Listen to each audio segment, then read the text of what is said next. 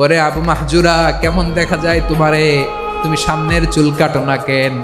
আবু মাহজুরা বলে, আমি হাঁটু গেড়ে পেয়ারা নবীর সামনে বসেছিলাম, আমার এই মাথার চুলের মধ্যে মুবারক হাত লাগিয়ে বিশ্বনবী নিজে আমাকে আজানের প্রতিটা বাক্য শিক্ষা দিয়েছেন। বিশ্বনবীর মোবারক হাত, পবিত্র হাত আমার মাথার চুলের যেই জায়গায় লেগেছে, আমি চাই ওই চুলগুলা নিয়ে আমি আমার কবরের ভিতরে যাব।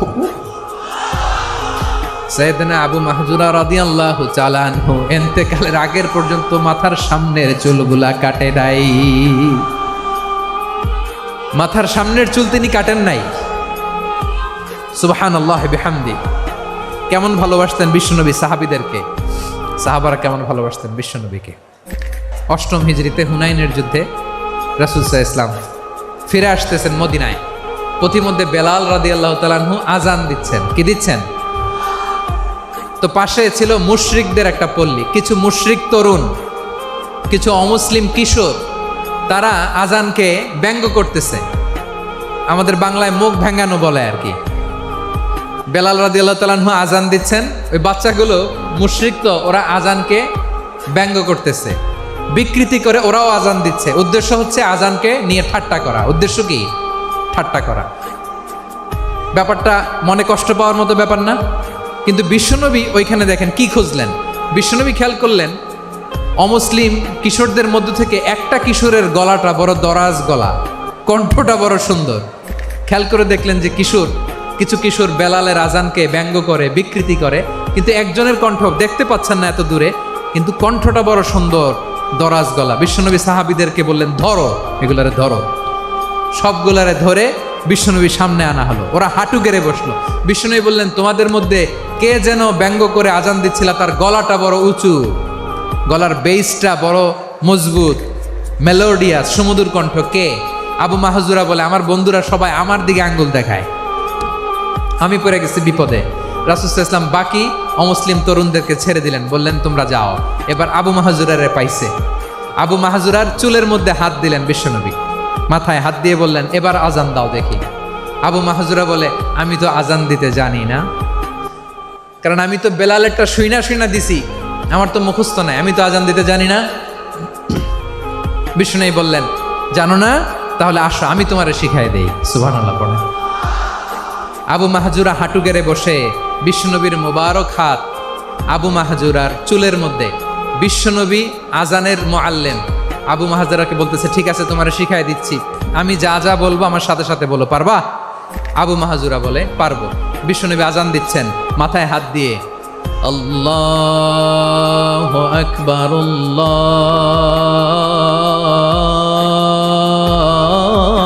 আল্লাহু আকবার। আবু মাহজুরা এই বাক্যটা পড়লেন।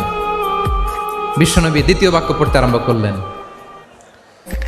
আল্লাহু আকবার, আল্লাহু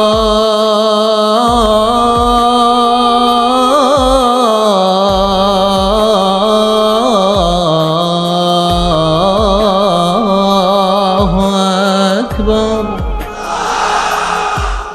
আবু মাহজুরা এই বাক্যটাও বললেন। বিশ্বনবী আবু মাহজুরার মাথার মধ্যে হাত দিয়ে তৃতীয় বাক্য বললেন,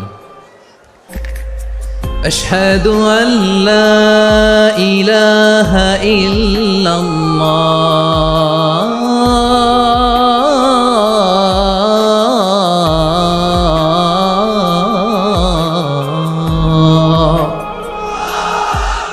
আবু মাহজুরা তৃতীয় বাক্য পড়লেন। বিশ্বনবী একটা বাক্য পরে আবু মাহজুরা পরে, বিশ্বনবী পরে আবু মাহজুরা পরে। আবু মাহজুরা কিন্তু অমুসলিম, মুশরিক। আবু মাহজুরা বলে, এক একটা বাক্য পড়ি আমার কলিজাটা গলে ঠান্ডা হয়ে যায়। এতদিন মোহাম্মদকে গালি দিতাম, এখন মোহাম্মদ আমার মাথায় যখন হাত রাখছে আমার সারা শরীর ঠান্ডা হয়ে গেছে। বিশ্বনবী আজান শিখাচ্ছেন, একটা একটা বাক্য পড়ে আবু মাহজুরাও পড়ে, বিশ্বনবী পড়ে আবু মাহজুরাও পড়ে।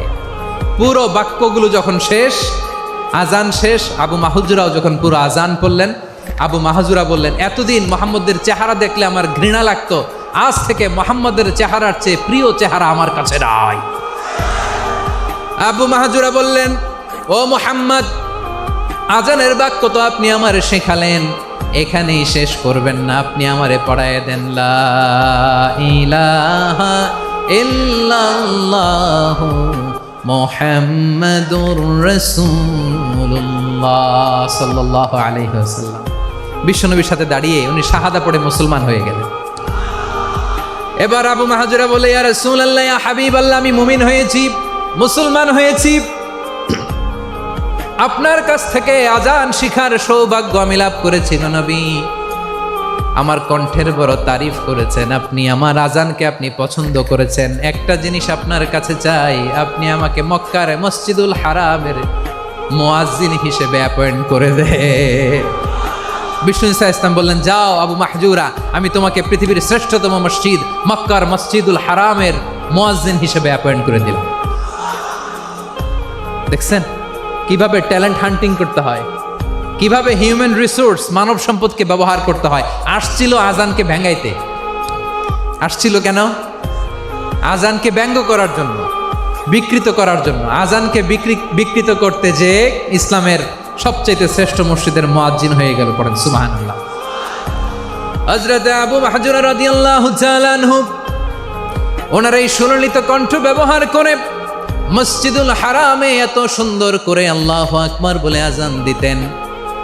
মানুষগুলোর, মুসল্লিগুলোর, মক্কাবাসীর হৃদয়কে তিনি বিগলিত করে দিতেন। মানুষের হৃদয়কে ঠান্ডা হয়ে যেত। শুধু এখানেই শেষ না আমার যশোরের ভাইয়েরা। বিশ্বনবী যখন সাইয়েদনা আবু মাহজুরা রাদিয়াল্লাহু তাআলা আনহুকে আজান শিখাচ্ছিলেন, বলেন তো বিশ্বনবীর হাতটা কোথায় ছিল? আবু মাহজুরার মাথার সামনে, এই চুলের উপরে ছিল। আবু মাহজুরা ওই স্মৃতিটাকে ধারণ করবার জন্য, ওই স্মৃতিকে বহন করার জন্য বিশ্বনবীর মোবারক হাত আবু মাহজুরার কপালের চুলের যেই জায়গায় লেগেছে, মৃত্যুর আগের দিন পর্যন্ত আবু মাহজুরা মাথার ওই চুলে কোনোদিন ছুরি আর কামার লাগায় নাই, সেখানে কেচি লাগায় নাই, চুলের মধ্যে খুর লাগায় নাই। আবু মাহজুরা ডান দিকের চুল কাটতো, বাম দিকের চুল কাটতো, পেছনের চুল কাটতো, সামনের চুল কাটতো না। আবু মাহজুরা রাদিয়াল্লাহু তাআলা আনহুর সামনের চুলগুলো বড় হতে হতে যখন এত বড় হয়ে যায়, তিনি চুলগুলো পেঁচিয়ে মাথার মধ্যে রাখতেন। তারপরে তিনি পাগড়ি পরতেন। সবাই জিজ্ঞেস করতো, আবু মাহজুরা, এটা আবার কেমন স্টাইল? দেখতে তোমার কি বিদঘুটে লাগে? কেমন অড লাগে? কেমন খারাপ দেখা যায়? মক্কায় এমন কোনো মানুষ তো দেখি নাই, ডানে চুল কাটে, বায়ে চুল কাটে, পেছনে চুল কাটে, সামনে কাটে না। ওরে আবু মাহজুরা, কেমন দেখা যায় তোমারে? তুমি সামনের চুল কাটো না কেন? আবু মাহজুরা বলে, আমি হাঁটু গেড়ে পেয়ারা নবীর সামনে বসেছিলাম, আমার এই মাথার চুলের মধ্যে মুবারক হাত লাগিয়ে বিশ্বনবী নিজে আমাকে আজানের প্রতিটা বাক্য শিক্ষা দিয়েছেন। বিশ্বনবীর মোবারক হাত, পবিত্র হাত আমার মাথার চুলের যেই জায়গায় লেগেছে, আমি চাই ওই চুলগুলা নিয়ে আমি আমার কবরের ভিতরে যাব। সাইয়েদনা আবু মাহজুরা রাদিয়াল্লাহু তাআলা আনহু ইন্তেকালের আগের পর্যন্ত মাথার সামনের চুলগুলা কাটে নাই। মাথার সামনের চুল তিনি কাটেন নাই। সুবহানাল্লাহি বিহামদি। কেমন ভালোবাসতেন বিশ্বনবী সাহাবীদেরকে, সাহাবারা কেমন ভালোবাসতেন বিশ্বনবীকে। সামনের চুলগুলো বড় হতে হতে এত বড় ছিল, পেঁচিয়ে রেখে পাগড়ি পরতেন, কাটতেন না। নবীর হাত লেগেছিল। সুবহানাল্লাহ পড়েন। তাহলে what is the lesson? Moral of the story কি? মোরাল অফ দ্য স্টোরি হচ্ছে, আসছিল আজানকে ব্যঙ্গ করার জন্য, বিকৃত করার জন্য, হয়ে গেল মসজিদুল হারামের মুয়াজ্জিন। দেখেন বিশ্বনবী একটা খারাপ সিচুয়েশনের মধ্যে থেকে কি ভালো জিনিস বের করে আনলেন। আমি যে শুরুতে বলেছি কিভাবে তিনি হিউম্যান রিসোর্সকে ডেভেলপ করেছেন, ম্যানেজ করেছেন। তিনি যে চৌকস ট্যালেন্ট হান্টার ছিল, দেখেন সবার মধ্যে থেকে এর বাছাই করে মুয়াজ্জিন বানাই দিয়েছেন। সুবহানাল্লাহ পড়েন। তার মানে এই না সবাইরে ধরে ধরে উনি মুয়াজ্জিন বানাইছেন। যার যেই ট্যালেন্ট আছে তাকে ওই কাজে অ্যাসাইন করেছেন। যার যেই প্রতিভা আছে তার প্রতিভাকে ইসলামের কাজে লাগিয়েছেন। সুবহানাল্লাহ পড়েন।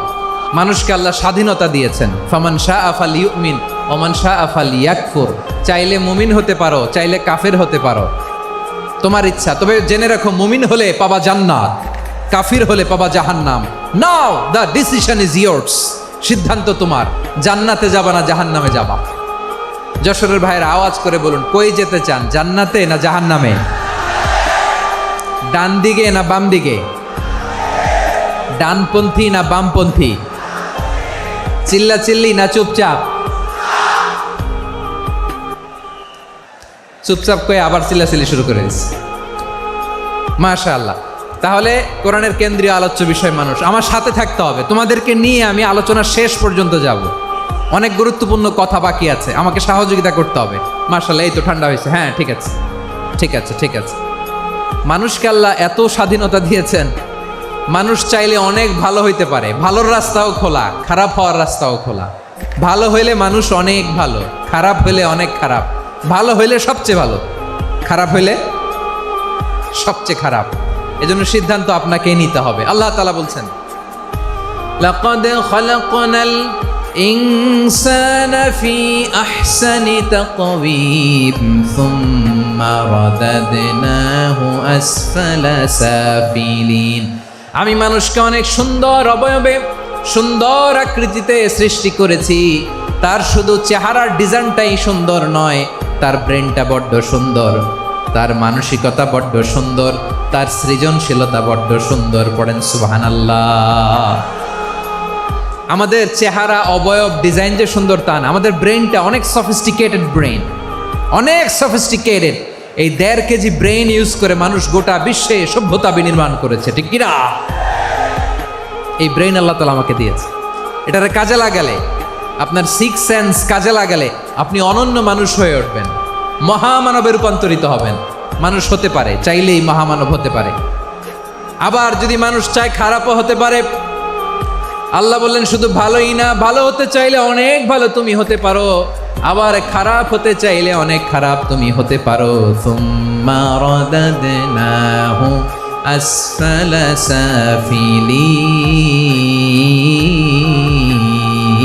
সাফিলিন।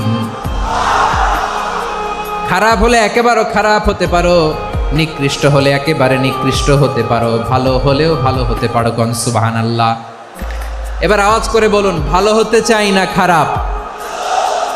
শ্রেষ্ঠ না নিকৃষ্ট?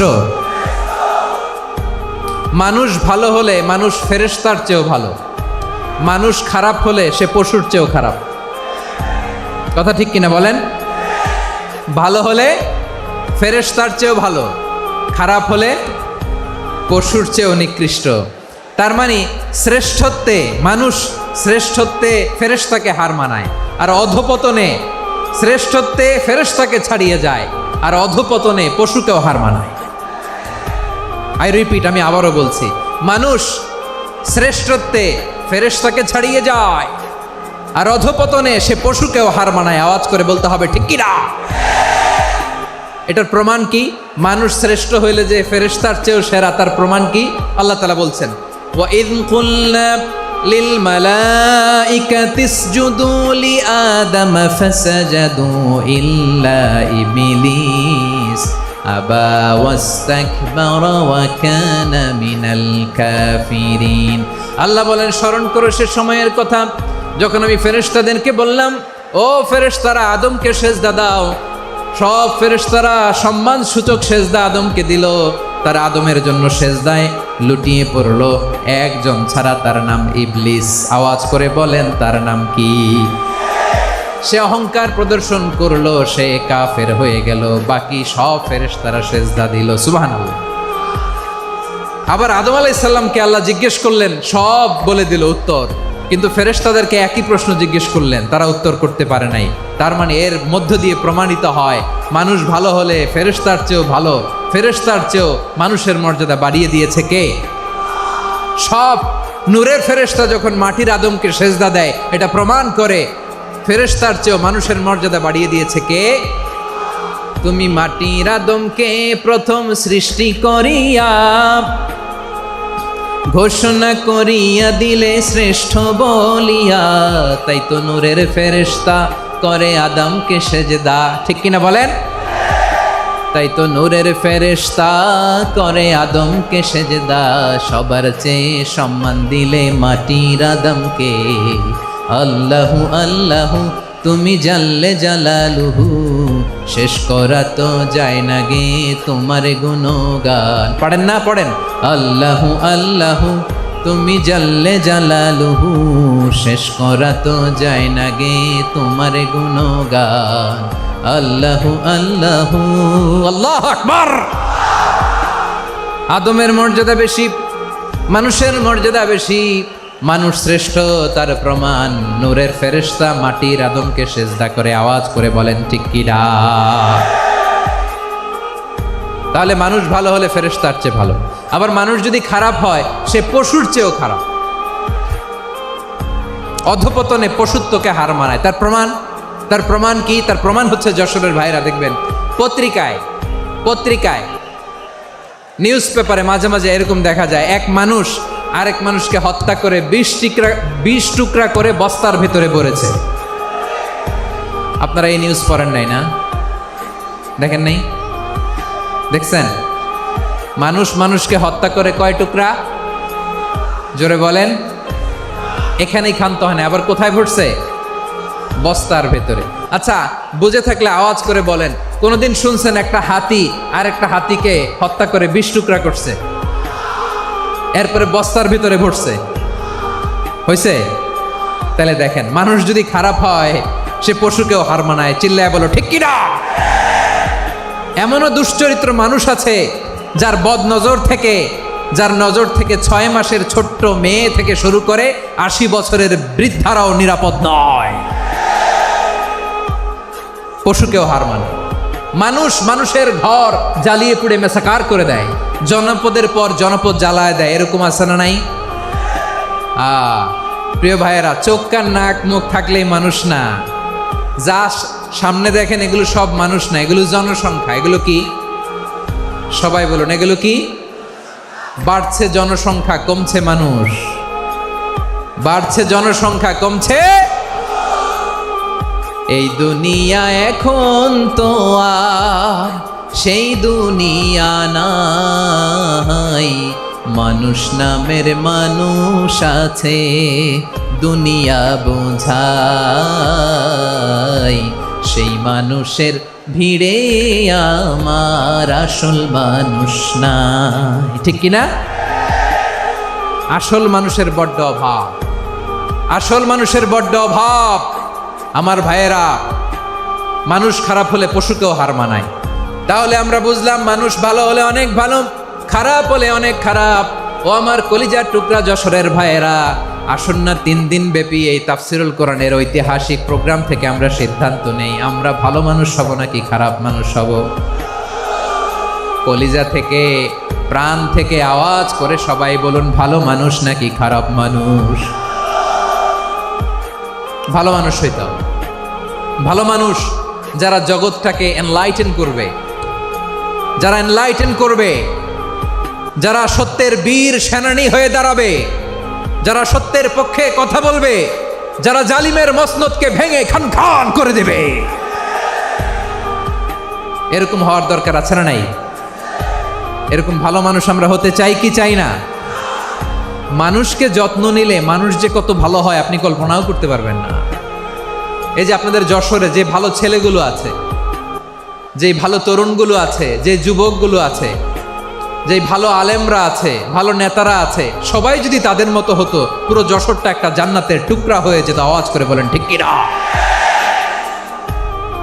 মানুষকে নার্চারিং করলে, মানুষকে পলিশ করলে, মানুষকে গ্রুমিং করলে, মানুষকে সঠিক তারবিয়া দিলে মানুষ অনন্য হয়ে ওঠে। প্রতিটি মানুষ অনন্য। আমি অনন্য, আপনি অনন্য, আমরা সবাই অনন্য। সুবহানাল্লাহ বলেন। মানুষকে আল্লাহ তাআলা দিয়েছেন অসীম ক্ষমতা, অসীম ক্ষমতা। সুবহানাল্লাহ। একটা মানুষ পারে না এমন কিছু নাই, একটা মানুষ পারে না এমন কিছু নাই। বিশ্বাস করতে হবে, মানুষ যা কল্পনা করতে পারে ওইটা মানুষ করে দেখাতে পারে। মানুষ যা কল্পনা করতে পারে সেটা মানুষ করে দেখাতে পারে। তুমি তোমার কল্পনার রাজ্যকে সাজাও, তোমাকে হারাতে পারে এমন কোন শক্তি আল্লাহর জমিনে নাই। তোমার কি শক্তি, কি সম্ভাবনা তুমি জানোই না মিয়া। তুমি এদিকে তাকাও কেন? তোমার রাস্তা তো ওই দূরে। তুমি কোথায় যাবে, আল্লাহ তোমার টেনে কোথায় নিয়ে যাবে তুমি কিছুই জানো না। Plan big, dream big. কল্পনার শক্তিকে বড় করো। মানুষ যা কল্পনা করতে পারে মানুষ তা করে দেখাতে পারে। মানুষের কাছে অসাধ্য কিছু নাই, মৃত্যু ছাড়া, এক্সেপ্ট ডেথ, মৃত্যু ছাড়া মানুষ সবকিছুকে জয় করতে পারে। মৃত্যু ছাড়া যে কোনো অসাধ্যকে সাধন করার ক্ষমতা মানুষকে দিয়ে দিয়েছে কে? হারার জন্য তোমার জন্মই হয় নাই, তোমার জন্ম হয়েছে জিতার জন্য, বিজয়ের জন্য তোমার জন্ম। মানুষের শুরুটাই হয় বিজয় দিয়ে। যশোর, আওয়াজ করে বলো, মানুষের শুরু হয় কি দিয়ে? আমরা যখন আমার পিতার পৃষ্ঠদেশে ছিলাম, পিতার পৃষ্ঠদেশ থেকে শুক্রাণু যখন মায়ের গর্ভদেশে যেয়ে পড়ে, কতটা শুক্রাণু ভ্রমণ শুরু করে জানো? 20 কোটি শুক্রাণু। একবার সিমেন আউট হলে সেখানে 20 কোটি শুক্রাণু থাকে, ভ্রমণ শুরু করে। ওই 20 কোটি শুক্রাণুর মধ্যে থেকে তুমি আমি আজকে এক বিকশিত শুক্রাণু মানব রূপে পৃথিবীতে এসেছি। সুবহানাল্লাহ। ওই 20 কোটি শুক্রাণুর প্রতিযোগিতায় সবাইরে পেছনে ফেলে সেদিন আমি সফল হয়েছিলাম, সেদিন আমি বিজয়ী হয়েছিলাম। সেদিন আমি এত ছোট ছিলাম, মাইক্রোস্কোপ দিয়েও আমার অস্তিত্ব টের পাওয়া যায় না। আমি এত তুচ্ছ ছিলাম, নগণ্য ছিলাম, আমার কান ছিল না, আমার চোখ ছিল না, আমার হাত ছিল না, আমার জন্য রিকমেন্ডেশন করার মতো মামু ছিল না, খালা ছিল না, কেউ ছিল না। তারপরেও ওই প্রতিযোগিতায়, ওই কম্পিটিশনে যখন আমারে কেউ হারাতে পারে নাই, আল্লাহর জমিনেও আমারে কেউ হারাতে পারে না। হারার জন্য তোমার জন্মই হয় নাই, তুমি আসছোই জিতার জন্য। সুবহানাল্লাহ। বিশ্বনবী বলেন, আন্নাসু মাআদিন কামাআদিনি যাহাবি ওয়াল ফিদ্দা খিয়ারুহুম ফিল জাহিলিয়াতি খিয়ারুহুম ফিল ইসলাম। Peoples are like mines of gold and silver. সোনার খনি, রূপার খনি, এর চেয়েও বড় খনি হচ্ছে এই মানব সম্পদের খনি। আওয়াজ করে বলেন আল্লাহু আকবার। আল্লাহ তাআলা এই সম্পদ আমাদেরকে দিছে। বিশ্বনবী বলেন, মানুষ হচ্ছে খনির মতো। খিয়ারুহুম ফিল জাহিলিয়াতি খিয়ারুহুম ফিল ইসলাম। জাহিলি যুগে যারা সেরা, ইসলামেও তারা সেরা। ইদা ফাকুহু, যদি তারা বুঝবান হয় তাহলে তাদেরকে সেরা বানায় দিবে কে? তাহলে মানুষের চেয়ে সেরা কেউ হতে পারে? মানুষের চেয়ে অনন্য কেউ হতে পারে? মানুষকে কেউ হারাতে পারে? আওয়াজ করে বলো, তোমাকে কেউ হারাতে পারবে? এই সাহস জাগছে আজকের আলোচনা থেকে। আমি তুমি অনন্য, আমাকে তোমাকে হারায় দেওয়া এত সহজ না, ঠিক কি না? একটা কথা জীবনের সাথে সেট করে নিতে হবে, আমি জিতি নয় শিখি, আমি কখনো হারি না। জীবনের সাথে সেট করে নাও, জেনজি অফ যশোর, আমি কখনো হারি না, আমি হয় জিতি নয় শিখি। চিল্লায় বলো ঠিক কি না? আমি কখনো হারি না, আমার হারানো এত সোজা না। কি সাহস জাগছে? বুকে সাহস জাগছে? তাকবীর পড়ো, লিল্লাহে তাকবীর। তাহলে বিশ্বনবী বললেন, নাসু মাআদিন, মানুষ হচ্ছে খনি। এই ধাক্কা ধাক্কি আমি জানি এগুলো ভালোবাসার ধাক্কা ধাক্কি, এজন্য আমি সহ্য করে নেই। এগুলো যে ভালোবাসার ধাক্কা ধাক্কি এটা আমরা বুঝি। পৃথিবীর কোনো আইন, সিকিউরিটি প্রটোকল দিয়ে এটারে মানানো যাবে না, কারণ এটা তো ভালোবাসা, লাভ। লাভ কোনো আইন কানুন দিয়ে বাধা যায় না, মানানো যায় না, ঠিক কিনা বলো?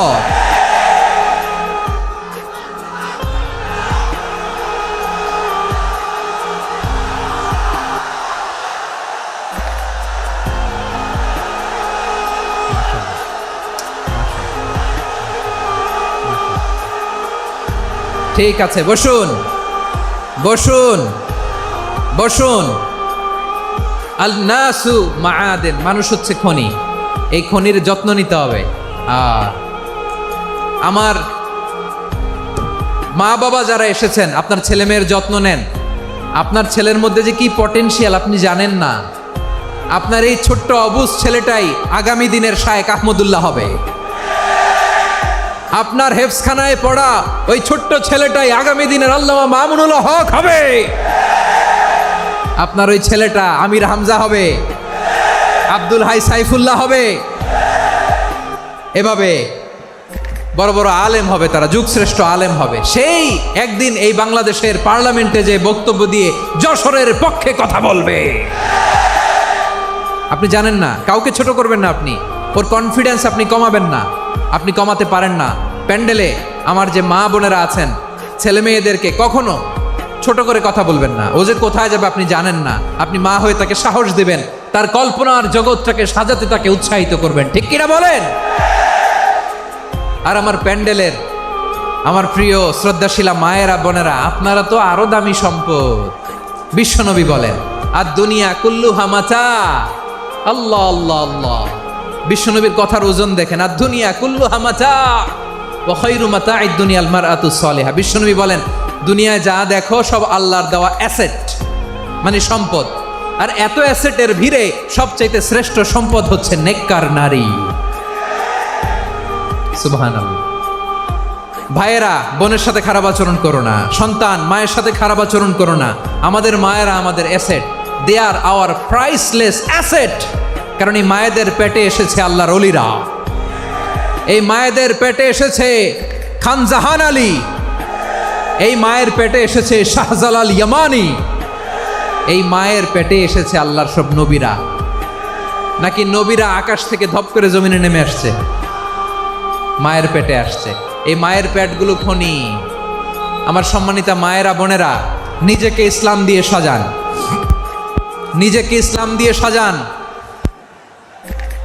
নিজেকে পবিত্র রাখুন, নিজের আব্রু ইমান ইজ্জতের হেফাজত করুন, কোরআন পড়ুন, সুন্নাহ পড়ুন। আপনি জানেন না আপনার গর্ভে কে আসছে, কোন ক্ষণজন্মা পুরুষকে আল্লাহ তাআলা আপনার গর্ভে পাঠাবে আপনি জানেন না। মায়েরা, নিজেদেরকে পবিত্র রাখুন, ইসলাম চর্চা করুন, কোরআন চর্চা করুন, নৈতিকতা দিয়ে নিজেকে সাজান। যশোরের জেনজি, নিজেদেরকে প্রস্তুত রাখো আগামীর বাংলাদেশের জন্য। নৈতিকতা, মোরালিটি, ভ্যালিউজ দিয়ে নিজেকে সাজাও, ইসলাম দিয়ে নিজেকে সাজাও। কারণ আগামীর বাংলাদেশ ইসলামের বাংলাদেশ। বাংলাদেশের আসল পরিচয় ইসলাম। বাংলাদেশের আসল পরিচয় কি? সবাই বলে না। বাংলাদেশের আসল পরিচয় কি? এই ইসলাম নিয়ে আমরা সংসদ ভবন সাজাবো, রাজি আছি না নাই? শেকড় ভুলে যাওয়া যাবে না। আমরা ধাপে ধাপে শারিয়া আইনের দিকে যাব ইনশাআল্লাহ, কিন্তু জঙ্গিবাদ দিয়ে নয়, কট্টরপন্থা দিয়ে নয়।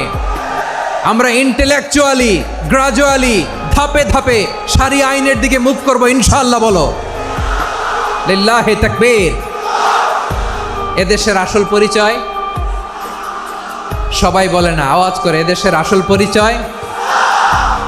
এদেশে আজান শুনে সূর্য ওঠে শহর গ্রামে, এদেশে আজান শুনে সূর্য ডুবে সন্ধ্যা নামে, এদেশে সকল কাজে সবাই বলে বিসমিল্লাহ, এদেশে ভালো কিছু দেখে শুনে হাসি মুখে সবাই বলে মাশা আল্লাহ। সুবহানাল্লাহ সুবহানাল্লাহ সুবহানাল্লাহ সুবহানাল্লাহ সুবহানাল্লাহ সুবহানাল্লাহ সুবহানাল্লাহ সুবহানাল্লাহ। ও নবীন তরুণ, তোমার কিসের এত ভয়? জেনে রেখো বাংলাদেশের আসল পরিচয়। বাংলাদেশের আসল পরিচয় ইসলাম। আওয়াজ তুলে বলো, আসল পরিচয় কি? এদেশে পরস্পরে দেখা হলে দেয় সালাম, এদেশে আমজনতার হৃদয় জুড়ে পাক্কালাম, ঠিক কি না? এদেশে বিপদ এলে সর্বজনে সর্বক্ষণে দোয়া পড়ে ইন্না লিল্লাহ সুবহানাল্লাহ সুবহানাল্লাহ সুবহানাল্লাহ সুবহানাল্লাহ। এদেশে আজান শুনে সূর্য ওঠে শহর গ্রামে, এদেশে আজান শুনে সূর্য ডোবে সন্ধ্যা নামে, এদেশে সকল কাজে সবাই বলে বিসমিল্লাহ, এদেশে ভালো কিছু দেখে শুনে হাসি মুখে সবাই বলে মাশা আল্লাহ। সুবহানাল্লাহ, আওয়াজ করে সুবহানাল্লাহ সুবহানাল্লাহ সুবহানাল্লাহ সুবহানাল্লাহ। সবাই একসাথে সুবহানাল্লাহ সুবহানাল্লাহ সুবহানাল্লাহ সুবহানাল্লাহ। এদেশের আসল পরিচয় কি? আওয়াজ করে বলতে ভয় লাগে। এদেশের আসল পরিচয় কি? ইসলাম দিয়ে আমাদের সংসদ ভবন চলুক, আমরা চাই কি চাই না? বঙ্গভবনে লা ইলাহা ইল্লাল্লাহর পতাকা উড়ুক, আমরা চাই কি চাই না? প্রতিটি জেলা অফিসে ডিসি অফিসে লা ইলাহার পতাকা ঝুলুক, আমরা চাই কি চাই না? কারা কারা চাই হাত তুলে আল্লাহরে দেখায়।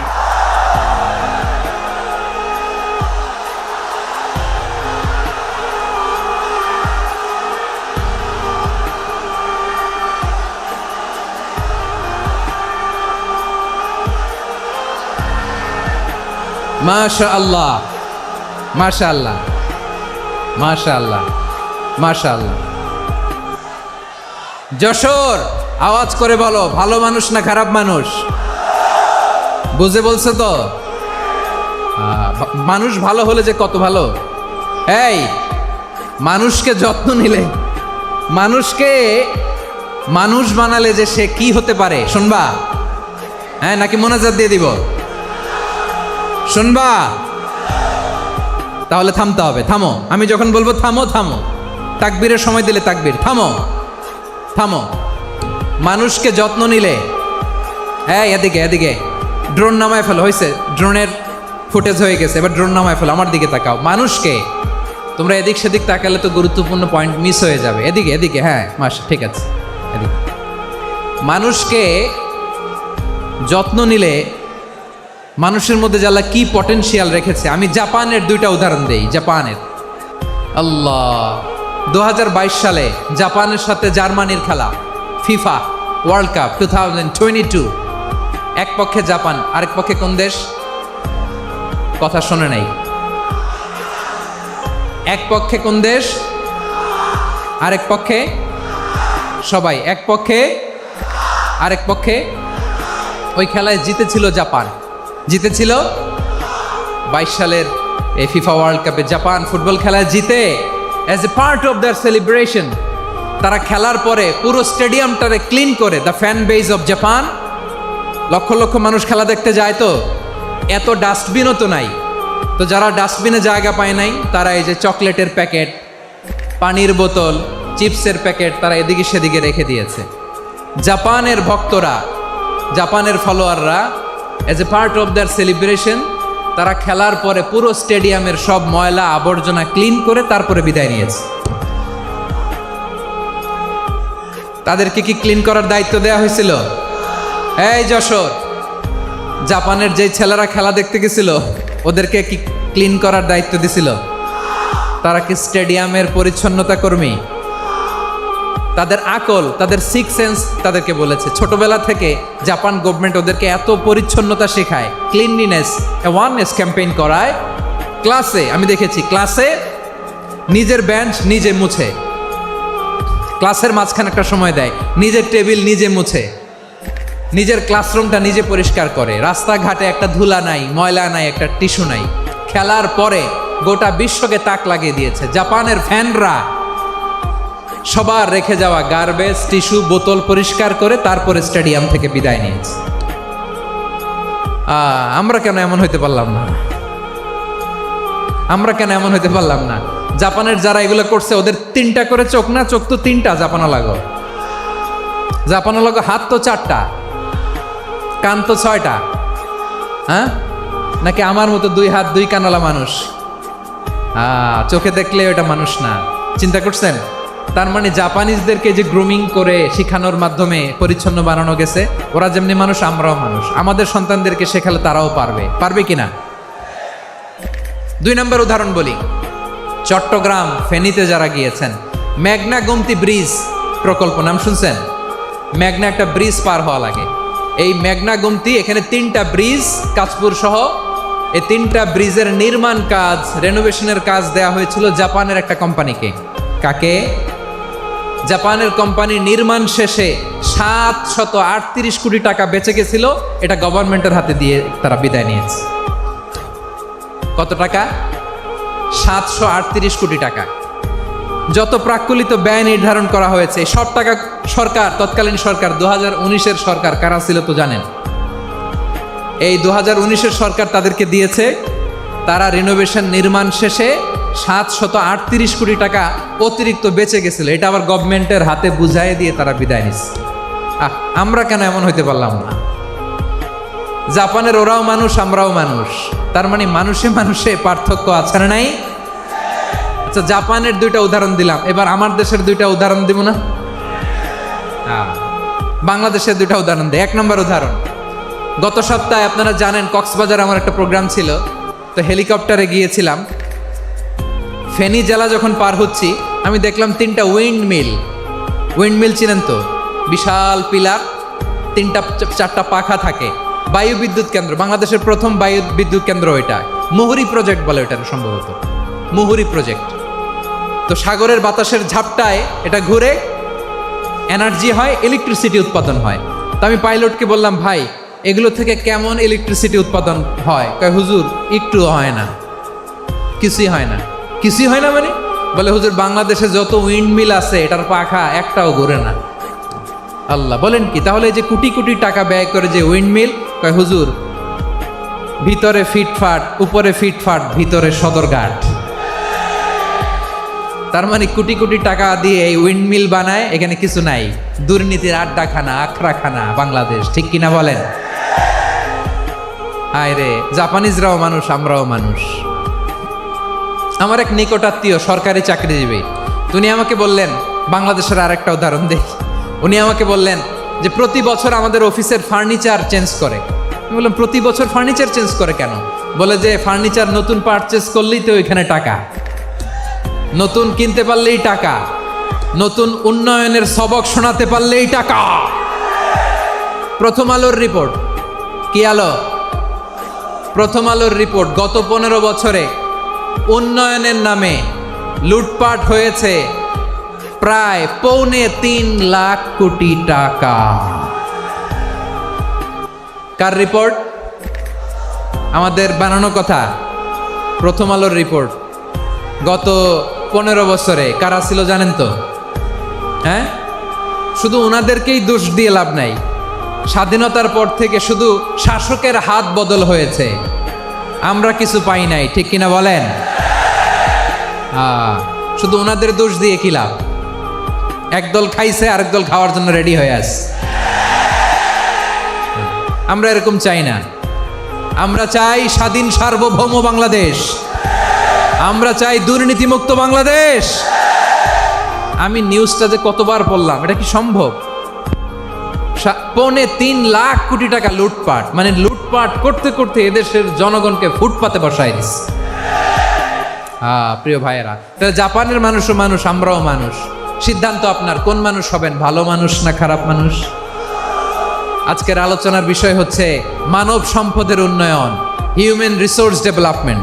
It's a process to increase the capacity of knowledge, skill, capacity of the people of a country. একটা দেশের মানুষের জ্ঞান, তাদের দক্ষতা কি করে বাড়ানো যায়, বাড়িয়ে দেশের উন্নয়ন করানো যায়, এটাই হচ্ছে মানব সম্পদ উন্নয়নের মূল কথা।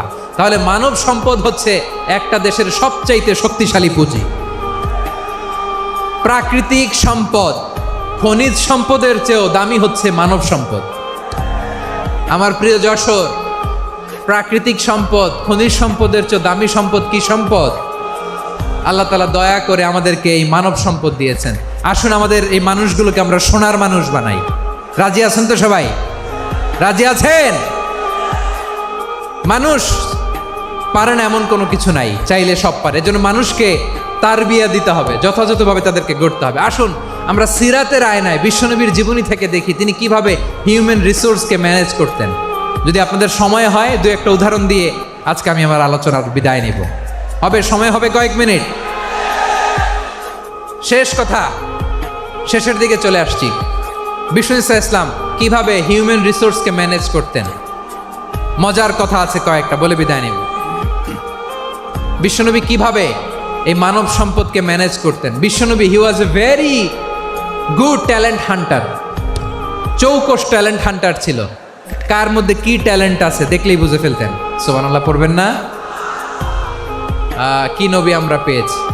হি was a very good talent hunter. আমার নবী তিনি চৌকস ট্যালেন্ট হান্টার ছিলেন। কার মধ্যে কি প্রতিভা বের করতেন, ওই প্রতিভাকে ইসলামের কল্যাণে কাজে লাগাতেন। সুবহানাল্লাহ বলেন। যাকে যেই জায়গায় সেট করলে ভালো হবে তাকে ওই জায়গায় সেট করতেন। কয়েকজন সাহাবীর জীবনী শোনাই। আবু মাহজুরা রাদিয়াল্লাহু তাআলা আনহু, মক্কার মুয়াজ্জিন। আগে ছিল মুশরিক, পরে হয়েছে মুমিন। উনি কিভাবে মুমিন হইলেন এই ঘটনাটা একটু আপনাদের শোনাতে চাই। রাদিয়াল্লাহু তাআলা আনহু কিভাবে মুসলিম হলেন আওয়াজ করে শুনেন। অষ্টম হিজরি। কত হিজরি? সবাই বলেন না একটু, কত হিজরি? অষ্টম হিজরিতে হুনাইনের যুদ্ধে রাসূল সাল্লাল্লাহু আলাইহি ওয়াসাল্লাম ফিরে আসতেছেন মদিনায়। পথিমধ্যে বেলাল রাদিয়াল্লাহু তাআলা আনহু আজান দিচ্ছেন। কি দিচ্ছেন?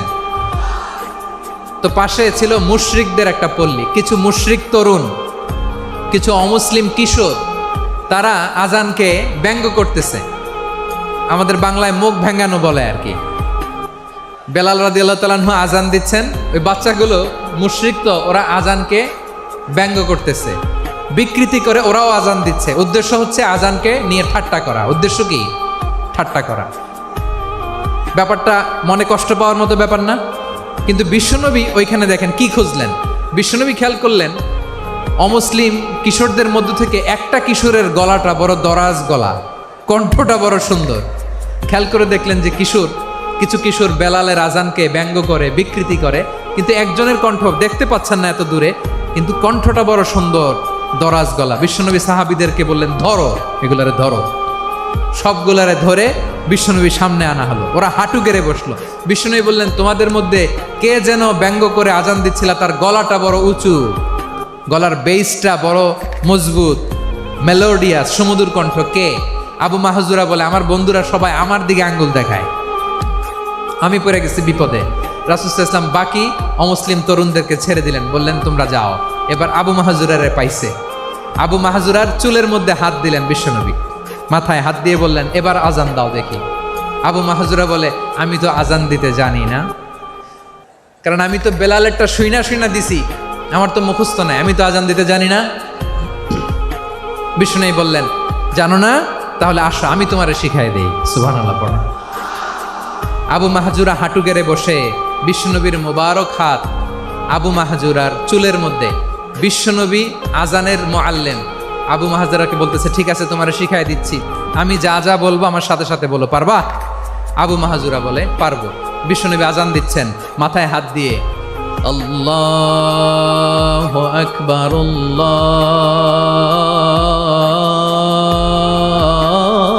আল্লাহু আকবার। আবু মাহজুরা এই বাক্যটা পড়লেন। বিশ্বনবী দ্বিতীয় বাক্য পড়তে আরম্ভ করলেন, আল্লাহু আকবার,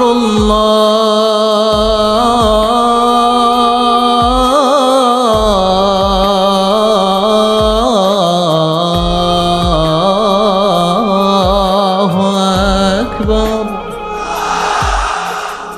আবু মাহজুরা এই বাক্যটাও বললেন। বিশ্বনবী আবু মাহজুরার মাথার মধ্যে হাত দিয়ে তৃতীয় বাক্য পড়লেন, আশহাদু আল্লা ইলাহা ইল্লাল্লাহ,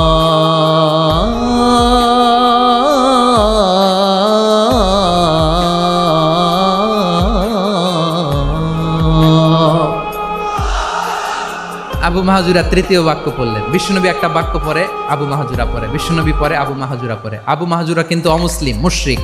আবু মাহজুরা বলে, এক একটা বাক্য পড়ি আমার কলিজাটা গলে ঠান্ডা হয়ে যায়।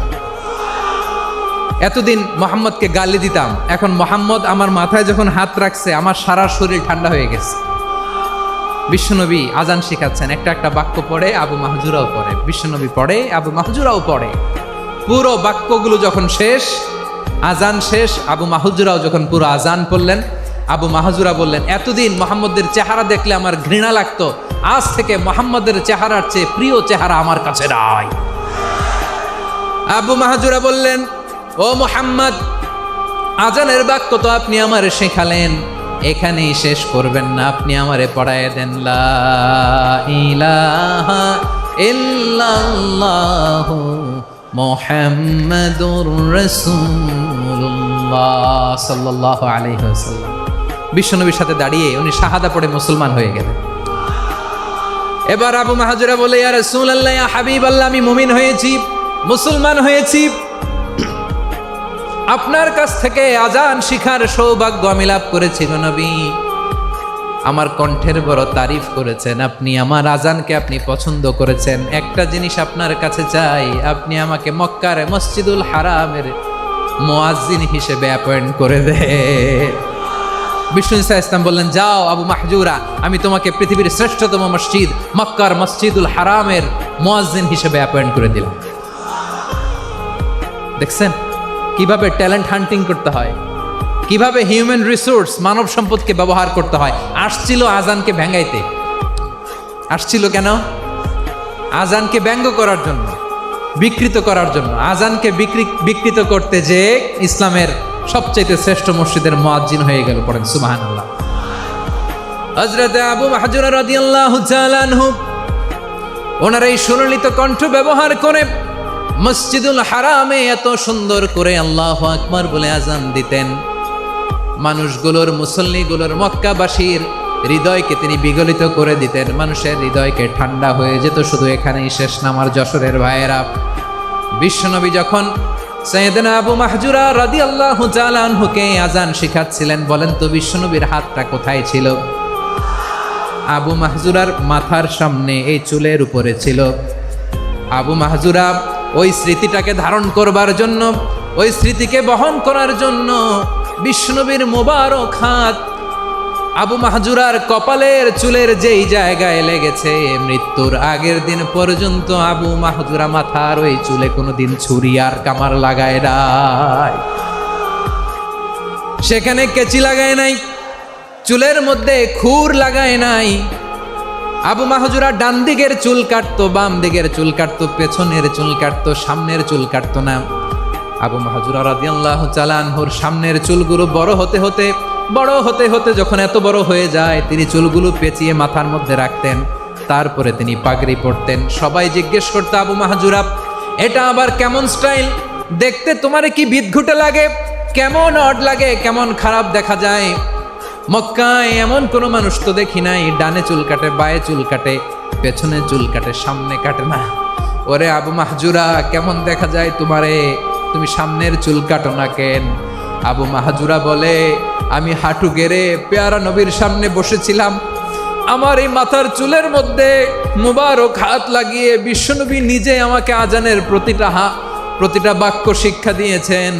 বিশ্বনবীর মোবারক হাত, পবিত্র হাত আমার মাথার চুলের যেই জায়গায় লেগেছে, আমি চাই ওই চুলগুলা নিয়ে আমি আমার কবরের ভিতরে যাব। সাইয়েদনা আবু মাহজুরা রাদিয়াল্লাহু তাআলা আনহু ইন্তেকালের আগের পর্যন্ত মাথার সামনের চুলগুলা কাটে নাই। মাথার সামনের চুল তিনি কাটেন নাই। সুবহানাল্লাহ বিহামদি। কেমন ভালোবাসতেন বিশ্বনবী সাহাবীদেরকে, সাহাবারা কেমন ভালোবাসতেন বিশ্বনবীকে। সামনের চুলগুলো বড় হতে হতে এত বড় ছিল, পেঁচিয়ে রেখে পাগড়ি পরতেন, কাটতেন না। নবীর হাত লেগেছিল। সুবহানাল্লাহ পড়েন। তাহলে what is the lesson? Moral of the story কি? মোরাল অফ দ্য স্টোরি হচ্ছে, আসছিল আজানকে ব্যঙ্গ করার জন্য, বিকৃত করার জন্য, হয়ে গেল মসজিদুল হারামের মুয়াজ্জিন।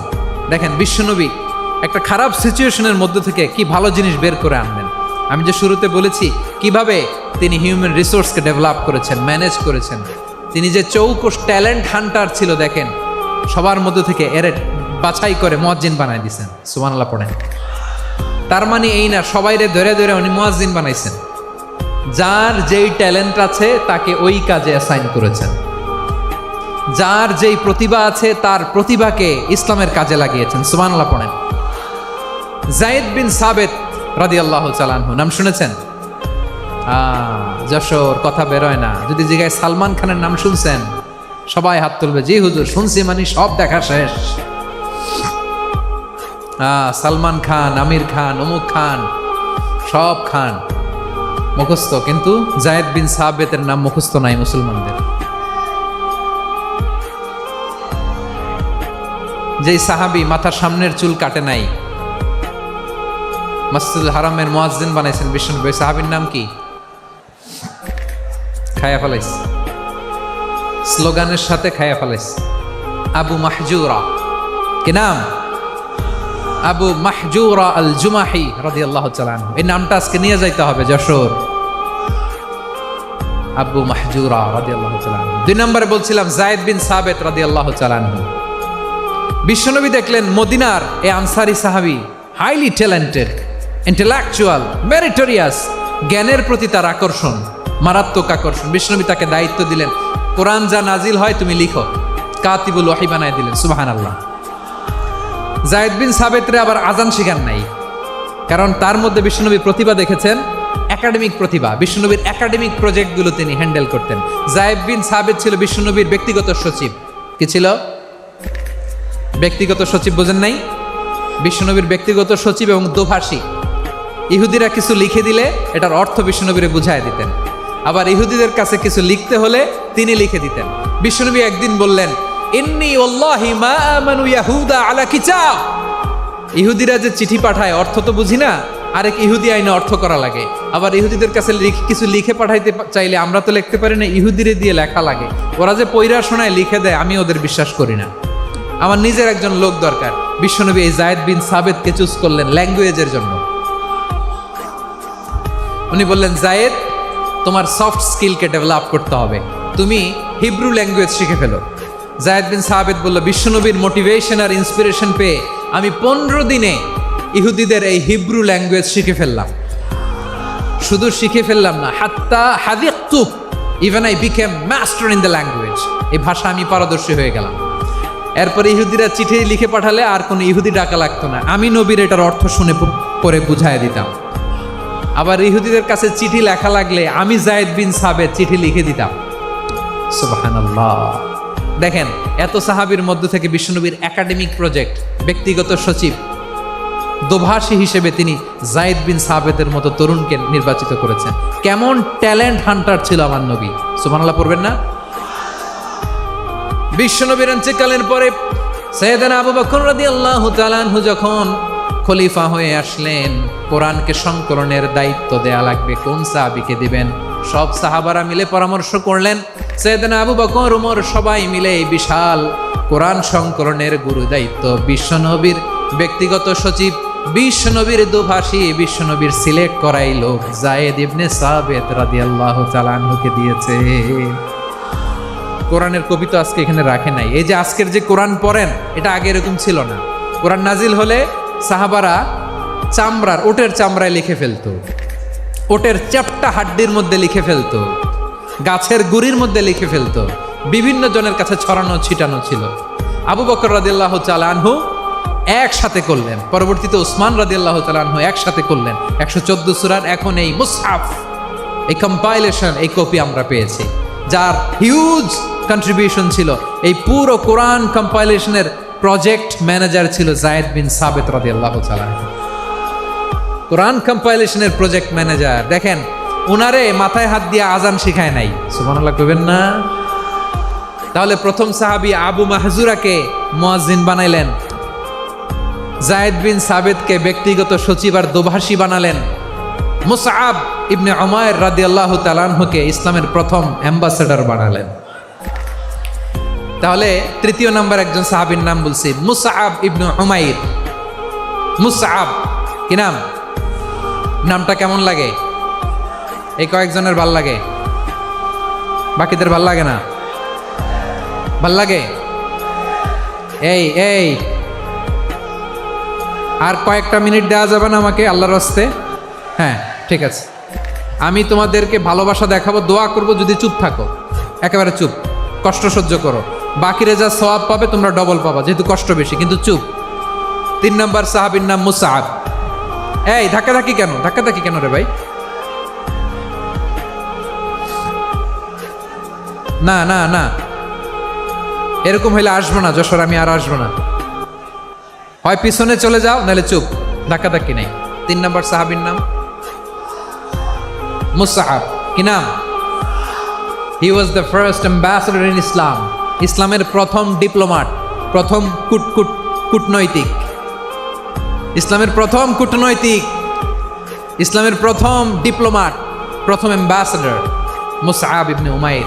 মক্কার তরুণ যুবক, উনি পারফিউম লাগাইলে মানুষ দেখলেই বুঝতো এটা মুসআব লাগাইছে। এমন ড্যাশিং ফেসের ছিল, এমন স্মার্ট ড্যাশিং ফেস, এমন পার্সোনালিটির মানুষ ছিল। মুসআব রাদিয়াল্লাহু তাআলা আনহু। কারণ যিনি ইসলামের স্পোকম্যান হবেন, মুখপাত্র হবেন, তার স্মার্ট হওয়ার দরকার আছে না নাই? আকাবার প্রথম শপথ যখন হলো, তাদের সাথে বিষ্ণু ঈসা ইসলাম মদিনাতে একজন মুখপাত্র পাঠালেন, ডিপ্লোম্যাটকে পাঠালেন, অ্যাম্বাসেডর অফ ইসলাম। তিনি হচ্ছেন মুসআব ইবনে উমাইর। পড়েন সুবহানাল্লাহ। বিশ্বনবী দেখলেন সে অনেক স্মার্ট, তার ডেডিকেশন আছে, সিনসিয়ারিটি আছে, এবং মদিনায় যে আউস খাজরাজ গোত্রের নেতাদের সাথে ডিল করতে হবে, ইহুদিদের সাথে ডিল করতে হবে, ওখানে একজন পাক্কা জানু খেলোয়াড়ের দরকার আছে না নাই? মুসআব ইবনে উমাইর রাদিয়াল্লাহু তাআলা আনহু, ওনাকে বিষ্ণু ঈসা ইসলাম চুজ করলেন। এবং বিষ্ণু ঈসা ইসলামের এই চুজিংটা, এই সিলেকশনটা এত সুন্দর ছিল, তিনি মদিনাতে যে বিশ্বনবী আসার আগেই মদিনার জমিনকে তিনি উর্বর করে ফেলছেন। প্রতিটা ঘরে ঘরে কালিমার দাওয়াত তিনি পৌঁছায় দিচ্ছেন। জুমার বিধান নাজিল হয়েছে, কিন্তু মক্কায় পরিবেশ নাই জুমা পালনের। বিষ্ণু ঈসা ইসলাম একজনকে দিয়ে খবর পাঠালেন, যাও মদিনায় মুসাবকে যে বলো, মুসাব তো আমার শিক্ষক, আমার স্পোকম্যান, মদিনাতে যেন তারা জুমা কায়েম করে। বিশ্বনবীর আগেই মুসাব মদিনার মুসলিমদেরকে নিয়ে মদিনায় প্রথম জুমা কায়েম করে ফেলছে। কোন সুবহানাল্লাহ। ডিপ্লোম্যাটদের কেমন হইতে হয়, অ্যাম্বাসেডারের কেমন হইতে হয়, মুসআব রাদিয়াল্লাহু তাআলা আনহুর কাছ থেকে শিখে নাও। মুসআব নামটা কেমন লাগে? যশোর, যাদের সন্তান হবে, ছেলে সন্তান, আমার রাস্তায় পাইলে সবাই জিজ্ঞেস করে, হুজুর একটা নাম দেন, আমার ছেলে হবে। যশোরবাসীর জন্য আমি একটা নাম দিয়ে দিলাম, নাম রাখতে হবে মুসআব। কি নাম? নামটা যাদের ভাল লাগে, ছেলে সন্তান অনাগত আসবে, মনে চাইলে নাম রেখে দিবেন মুসআব রাদিয়াল্লাহু তাআলা আনহুর নামে মুসআব। তাহলে মুসআব রাদিয়াল্লাহু তাআলা আনহুকে বিশ্বনবী ল্যাঙ্গুয়েজ শিখান নাই, সফট স্কিল শিখান নাই। যায়েদ রাদিয়াল্লাহু, তিনি হিব্রু ল্যাঙ্গুয়েজ শিখেছেন, সুরিয়ানি শিখেছেন, কিন্তু মুসআবকে তিনি বানিয়েছেন the spokesman of Islam, the first diplomat, the ambassador of Islam. সুবহানাল্লাহ পড়বেন না? আব্দুল্লাহ ইবনে আব্বাস রাদিয়াল্লাহু তাআলা আনহু, বিশ্বনবীর কাজিন, চাচাতো ভাই।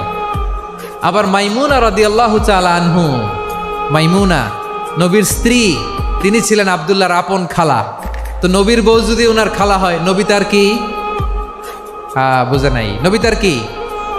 খালু। তাহলে সম্পর্ক অনেক গভীর, কাজিন আবার খালু। ছোট্ট মানুষ, তাই রাতে মাঝে মাঝে ঘরে থাকতো। বিশ্বনবী দেখলেন আব্দুল্লাহ যেহেতু আমার ঘরে ঢুকতে পারে, আব্দুল্লাহরে এই উম্মতের বড় শিক্ষাবিদ বানাইতে হবে। কথা বোঝে নাই? আব্দুল্লাহকে কি বানাইতে হবে? শিক্ষাবিদ, এডুকেটর অফ দিস উম্মাহ, এই উম্মার শিক্ষাবিদ বানাইতে হবে। তাই আব্দুল্লাহ ইবনে আব্বাসকে বিশ্বনবী হাতে কলমে শিক্ষা দিয়েছেন। আহারে, আর এরপরে যে কি ভাষা আসবে তোমাদের জন্য আমার মুখ থেকে আমি নিজেও জানি না। 1 ঘন্টা যাবত ধাক্কা ধাক্কি মারামারি। তো আসতে বলছে কে তোমাকে? পেছনে চলে যাও, জায়গা না পেলে। পুরো প্রোগ্রামটাই নষ্ট করে দিল।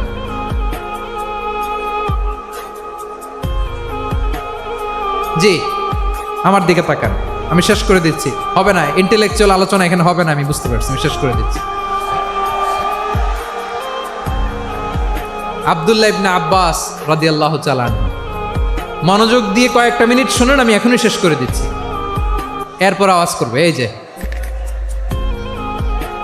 এগুলো কি আমি বুঝলাম না। আমি বললাম না সব করা যাবে, বসে যাও, শুয়ে যাও, চলে যাও, আওয়াজ করা যাবে না। অন্যকে বসো এটাও বলার দরকার নেই, জাস্ট এদিকে তাকাও। আল্লাহ। আব্দুল্লাহ ইবনে আব্বাস রাদিয়াল্লাহু তাআলা আনহু, ওনাকে বিশ্বনবী হাতে কলমে শিক্ষা দিয়েছেন, যেহেতু উম্মতের শিক্ষাবিদ হবেন, এডুকেটর হবেন। তো বিশ্বনবী রাতে যখন তাহাজ্জুদ পড়তেন, ছোট্ট আব্দুল্লাহ ঘরে থাকতো। বুঝতে পেরেছেন? ছোট্ট মানুষ তো ঘরে থাকতো। তো বিশ্বনবী তাহাজ্জুদের জন্য একবার দাঁড়িয়েছেন, ছোট্ট আব্দুল্লাহ ওযু করে দাঁড়াইছে। আচ্ছা বলেন তো, ইমাম আর মুসল্লি মোট যদি 2 জন হয়, একজন ইমাম একজন মুসল্লি, তো মুসল্লি ইমামের কোন দিকে দাঁড়াবে? ডানে দাঁড়াবে। ছোট্ট আব্দুল্লাহ বুঝে নাই, বিশ্বনবী তাহাজ্জুদ শুরু করেছেন, উনি ইক্তেদা করছেন আর দাঁড়াইছেন বায়ে। কোথায় দাঁড়িয়েছেন? আব্দুল্লাহ বলেন, যখন আমি বায়ে দাঁড়ালাম, আখাযা রাসূলুল্লাহ সাল্লাল্লাহু আলাইহি ওয়াসাল্লাম উযুনি আল ইউমনা ইয়াফতিলুহা, বিশ্বনবী নামাজরত অবস্থায় আমার কান ধরে টেনে আমার ডান দিকে এনে দাঁড় করায় দিলেন। পড়েন সুবহানাল্লাহ। দেখেন, হাতে কলমে শিক্ষা। আর জীবনে ভুল হবে? কথা কয় না, আর ভুল হবে? আর ভুল হবে না। এভাবে বিশ্বনবীর অনেক সঙ্গ পেয়েছেন, সফর করেছেন, একই বাহনে বসেছেন, এক বাহনে বসে লম্বা নাসিহত করেছেন, বলেছেন ইয়া গোলাম ইহফাদিল্লাহ ইয়াহফাজকা ইহফাদিল্লাহ তাজিদহু তুজাহাক ইযা সাআলতা ফাসআলিল্লাহ ওয়া ইযা ইসতাআনতা ফাসতাইন বিল্লাহ। আল্লাহর বিধান মানো, আল্লাহর বিধান রক্ষা করো, আল্লাহ তোমায় রক্ষা করবে। আব্দুল্লাহ, চাইতে হলে আল্লাহর কাছে চাও, সাহায্য চাইতে হলে আল্লাহর কাছে সাহায্য চাও। মনে রাখো, গোটা বিশ্বের সবাই যদি তোমার সাহায্য করতে চায় ততটুকুই করতে পারবে যতটুকু আল্লাহ তোমার নসিবে রেখেছে। গোটা বিশ্ব যদি তোমার বিরুদ্ধে ষড়যন্ত্রে দাঁড়িয়ে যায়, ক্ষতি ততটুকু করতে পারবে যতটুকু তোমার জন্য বরাদ্দ আছে, এর বাইরে কিছু করতে পারবে না। আওয়াজ করে বলেন ঠিক কিনা? এভাবে হাতে কলমে শিখিয়েছেন, বিশ্বনবীর সঙ্গ পেয়েছেন। ওনাকে বিষ্ণু ইসলাম শিক্ষাবিদ, এডুকেটর অফ দিস উম্মাহ হিসেবে সিলেক্ট করেছেন, হাতে কলমে শিখিয়েছেন। বিশ্বনবী একবার প্রকৃতির ডাকে সাড়া দিয়ে এসেছেন, এখন কি করতে হবে? নামাজের জন্য অজু করতে হবে। বিশ্বনবী এসেই দেখেন অজুর বদনায় পানি ভরা, খুশি হয়ে গেলেন, বললেন কে রেখেছে পানি? একজন বলল আব্দুল্লাহ রেখেছে। বিশ্বনবী অত্যন্ত খুশি হলেন, খুশি হয়ে একটা দোয়া করলেন, বললেন আল্লাহুম্মা ফাক্কিহু ফিদ্দীন ওয়া আল্লিমহু তা'ওয়ীল। আল্লাহ, তুমি আব্দুল্লাহকে দ্বীনের বুঝ দিও আর কোরআনের তাফসির শিক্ষা দিও।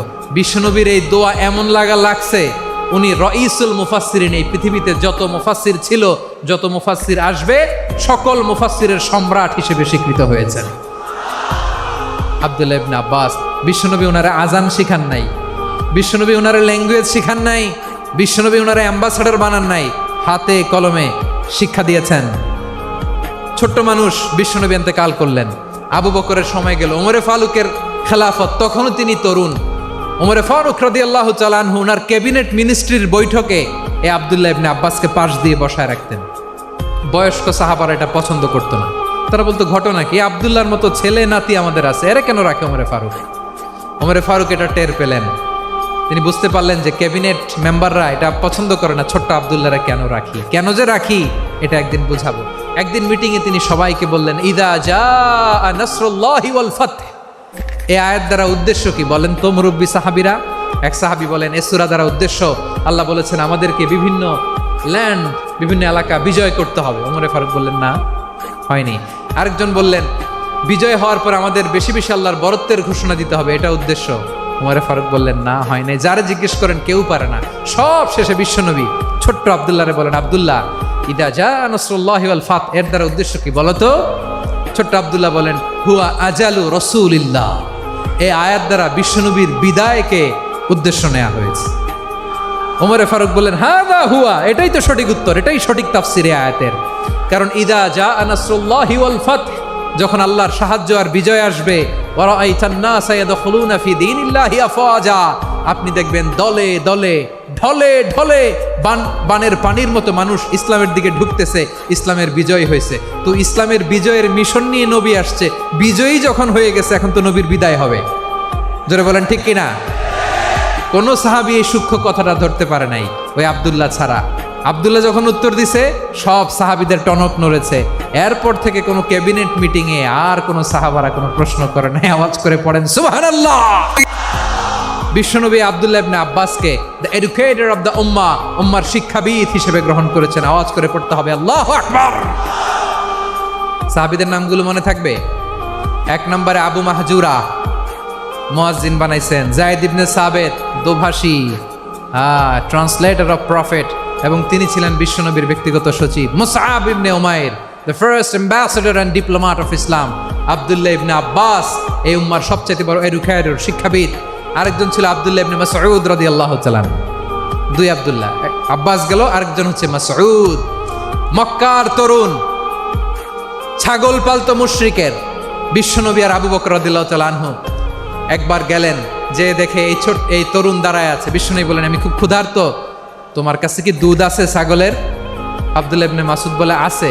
ওয়ালাকিন আনা মু'তামান, কিন্তু যে দুধ আছে এটা আমানতের, আমি দিতে পারবো না। বিশ্বনবী এইটা শুনেই তারা টার্গেট করে ফেলছে।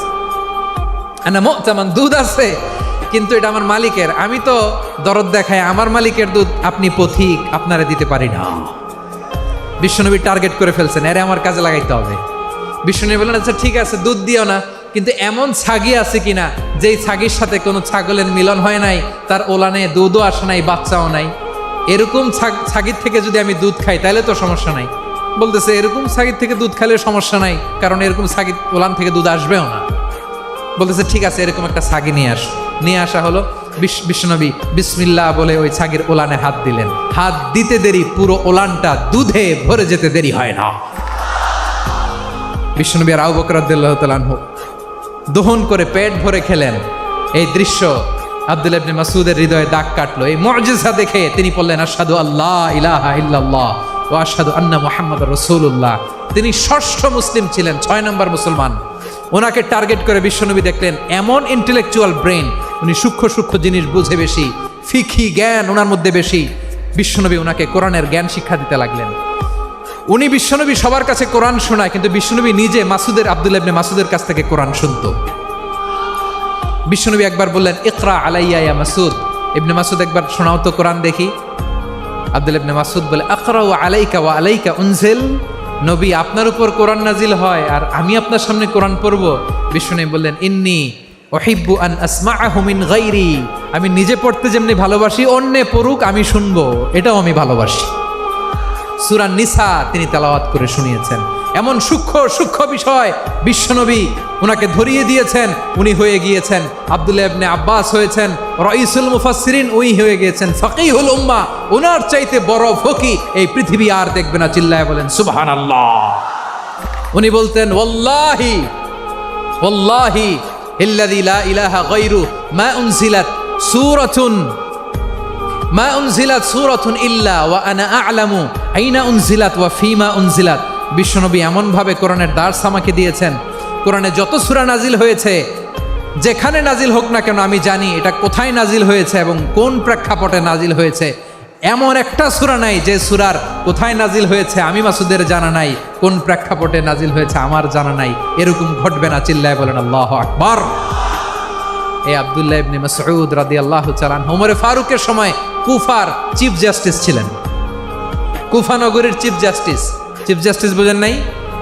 বিচারপতি। কি ছিলেন? সবাই বলে নাই কি ছিলেন? বিচারপতি ছিলেন। এবং ওনার যে ফিকহি জ্ঞানের ধারা, এটাই আলকামা, ইব্রাহিম আন-নাখাই, হাম্মাদ ইবনে সুলাইমান হয়ে ইমাম আবু হানিফা পর্যন্ত পৌঁছেছে। এবং ওনার ফিকহি জ্ঞানের ধারাই হানাফি মাযহাবে অ্যাকসেপ্ট হয়েছে। আজও এগুলো হানাফি মাযহাবে চর্চিত হয়। হানাফি মাযহাবের সব ফিক আব্দুল্লাহ ইবনে মাসউদের ফিকহি জ্ঞানের ধারা থেকে নেওয়া হয়েছে। চিল্লায় পড়েন সুবহানাল্লাহ। তাহলে উনাকে বিশ্বনবী বানিয়েছেন জুরিস্ট, আইনবিদ, ফকিহ। উনারে আজান শিখান নাই। হিউম্যান রিসোর্স ডেভেলপমেন্ট কিভাবে করবেন, মানব সম্পদের উন্নয়ন কিভাবে করতে হয়, কিভাবে যার যেখানে প্রতিভা কাজে লাগাতে হয় উনি দেখিয়েছেন। সুবহানাল্লাহ পড়বেন না? খালিদ বিন ওয়ালিদ নাম শুনছেন? কে কে শোনেন নাই হাত তোলেন। কি ছিলেন? বীর যোদ্ধা ছিলেন খালিদ বিন ওয়ালিদ। কিন্তু তিনি ইসলাম ধর্ম গ্রহণ করেছেন অনেক দেরিতে, 8ম হিজরিতে। তার মানে 8ম হিজরির আগে উনি মুশরিকদের পক্ষে লড়াই করেছেন। ওনার হাতে কত মুসলিম সাহাবী যে নিহত হয়েছে হিসাব নাই। বিশ্বনবী টার্গেট করে রাখছে, তুমি আমাদের মুসলিমদের এত ক্ষতি করলা, তুমি যখন মুসলমান হবা তোমারে দিয়ে আমি এমন কাম করামু যে এটা আর কেউ করতে পারবে না। সুবহানাল্লাহ নাই? যশোর ক্লান্ত হয়ে গেছে।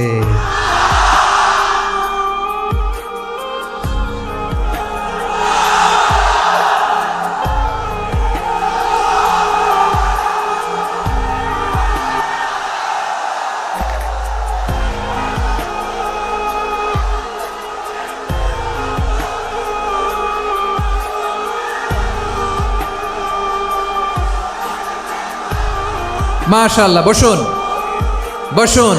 বসুন। খালিদ বিন ওয়ালিদ রাদিয়াল্লাহু তাআলা আনহু 8ম হিজরিতে মুসলিম হয়েছেন, মক্কা বিজয়ের আগে। তো মক্কা বিজয়ের আগে যখন মুসলিম হয়েছেন, এর আগে কি করছেন? কাফিরদের সাথে যুদ্ধ করেছেন। উনি উহুদের যুদ্ধে মুসলমানদের যে পরাজয় ভাব, কঠিন পরিস্থিতির মুখোমুখি ওনার কারণে পেছন থেকে এমন আতর্কিত আক্রমণ করেছেন, মুসলমানদেরকে কচুকাটা করেছেন। 8ম হিজরিতে আল্লাহ তাআলা হেদায়েতের নূর দিয়ে ওনার হৃদয়টাকে উজালা করে দিলেন। লা ইলাহা এটা এমন বাণী যার হৃদয়ে একবার টাচ খাবে, এইটা থেকে সে আর পালিয়ে বেড়াতে পারে। ঝিনুকের ভেতর লুকিয়ে থাকে যেমন মতি, ঝিনুকের ভেতর লুকিয়ে থাকে যেমন মতি, কলমা শাহাদাতে আছে আল্লাহর জ্যোতি, কলমা শাহাদাতে আছে আল্লাহর জ্যোতি। ঠিক কিনা বলেন? মক্কা বিজয়ের আগে মুসলিম হলেন, হওয়ার পরেই বিশ্বনবীর টার্গেট ফুলফিল হলো। ওই যে টার্গেট করে রেখেছেন আর দোয়া করেছেন, খালিদ বিন ওয়ালিদ যদি মুসলিম হয় তাকে আমি মিলিটারি চিফ বানাবো।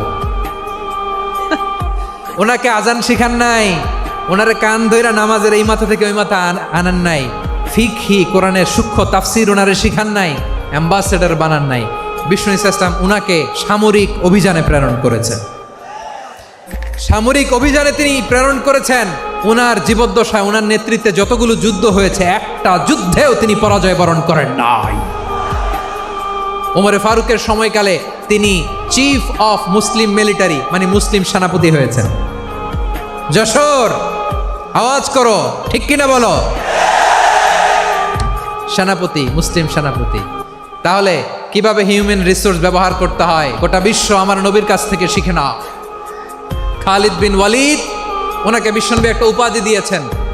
উপাধিটা হচ্ছে সাইফুল্লাহিল মাসলুল, আল্লাহর নাঙ্গা তরবারি, আল্লাহর খোলা তরবারি, দ্য ওপেন সোর্ড অফ আল্লাহ। খালিদ বিন ওয়ালিদ মুসলিম সেনাপতি। হাসান বিন সাবেত নাম শুনছেন? দেখি উনি কি ছিল বলেন। রাসূলের সভা কবি, কালচারাল হিজিমনিকে ডিফিট করার জন্য। উনি ভালো অস্ত্র চালানো জানতেন না, ওই কাজে উনি যেতেন না। ওনার ছিল কাব্য প্রতিভা।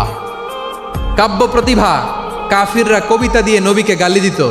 বিশ্বনবী বলতেন, ইয়া হাসান আজিব আন রাসূলিল্লাহ, তুমি নবীর হয়ে কাফেরদের এই কথাগুলোর জবাব দাও। বিশ্বনবীর একটা মিম্বার ছিল। বিশ্বনবীর মিম্বারের পাশাপাশি মসজিদে নববীতে এই হাসান বিন সাবেতের জন্য বিশ্বনবী একটা স্পেশাল মিম্বার বানিয়ে দিয়েছেন। এখান থেকে তুমি জবাব দাও।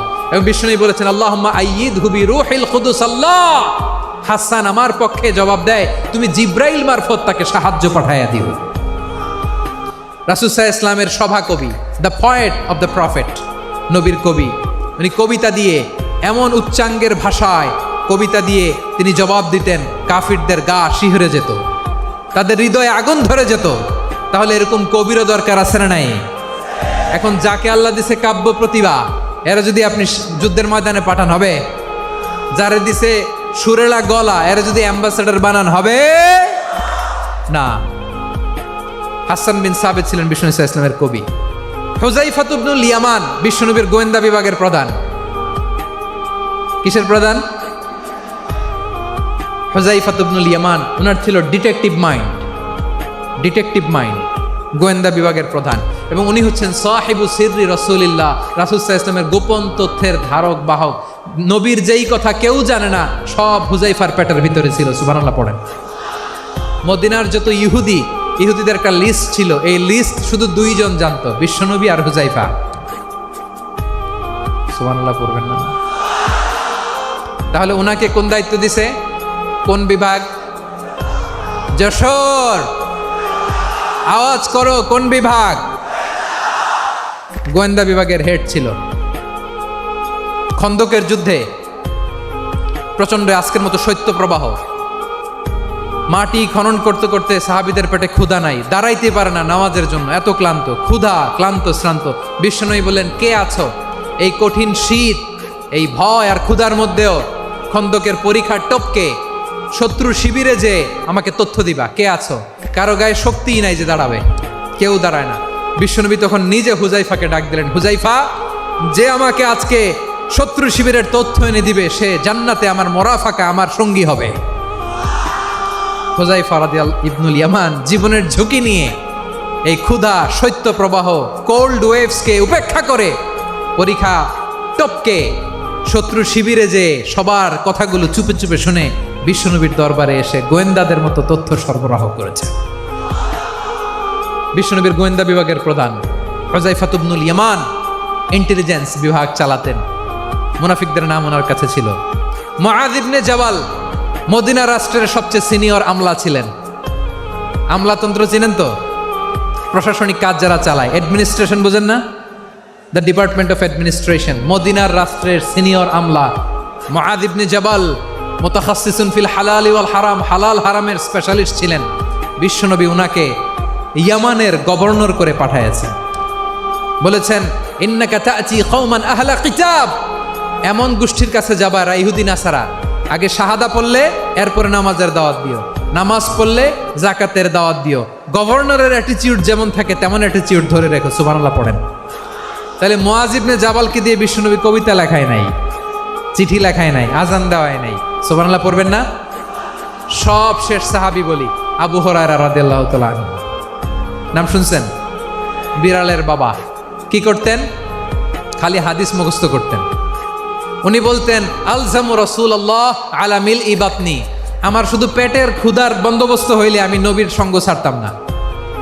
আমার আনসার সাহাবারা ক্ষেত খামারের কাজ করত, আমার মুহাজির সাহাবারা ব্যবসা করত, আর আমি নবীর সাথে সাথে থাকতাম। শুধু সকাল বিকাল দুই বেলা যদি আমার খাবারের বন্দোবস্ত হয় আমি আর নবীর লক ছাড়ি না। সুবহানাল্লাহ কইবেন না? 5374টা হাদিস তিনি বর্ণনা করেছেন। সবচেয়ে বেশি হাদিস বর্ণনাকারী সাহাবী। হাদিস প্রিজার্ভেশনের কাজে বিশ্বনবী ওনাকে কাজে লাগিয়েছেন। উনি একদিন বলেন ইয়া রাসূলুল্লাহ আসমা'ু মিনকা কাসীরান ফালা আহফাজু, নবী অনেক কথা শুনি আমার মনে থাকে না। বিষ্ণু বললেন তাই? উবসুত রিদাক, তোমার চাদরটা বিছাও। আবু হুরায়রা বিছালেন, বিশ্বনবী হাত বুলায় দিলেন, এরপরে অনেক হাদিস বর্ণনা করলেন। আবু হুরায়রা বলে তারপর থেকে বিশ্বনবী যাই বর্ণনা করে আমি শুনি আর একটাও বলি না। এখন সুবহানাল্লাহ। বিশ্বনবী ওনাকে হাদিস প্রিজার্ভেশন, নবীর এই যে লক্ষ্য হাদিস প্রিজার্ভেশনের এই দায়িত্ব দিয়েছেন সাইয়েদনা আবু হুরায়রা রাদিয়াল্লাহু তাআলা আনহুকে।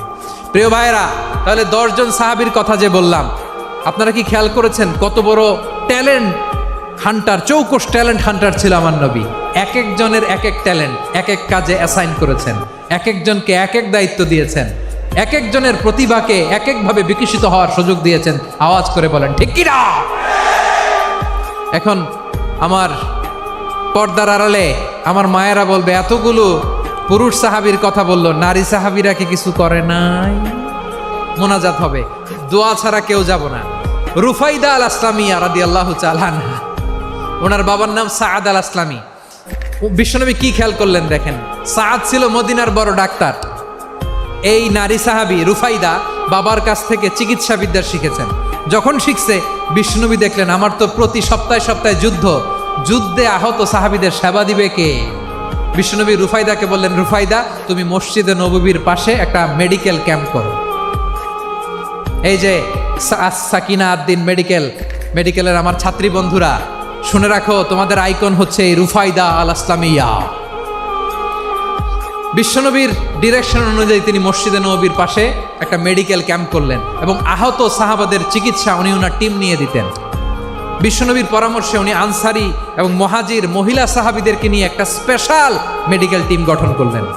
খায়বার যুদ্ধে 7ম হিজরিতে যখন বিশ্বনবী যায় উনি ওনার টিম নিয়ে আসলেন, বললেন ইয়া রাসূলুল্লাহ আমরা তো তলোয়ার চালাতে পারি না, আমরা তো তীর মারতে পারি না, আপনি যদি অনুমতি দেন খায়বার অভিযানে আমি আমার টিম নিয়ে মেডিকেল টিমের সেবাটা সার্ভিসটা দিতে চাই। পড়েন সুবহানাল্লাহ। বিশ্বনবী অনুমতি দিলেন, যোদ্ধা সাহাবীদের সাথে রুফাইদা আল আসলামিয়া উনিও মেডিকেল টিম নিয়ে অগ্রসর হলেন।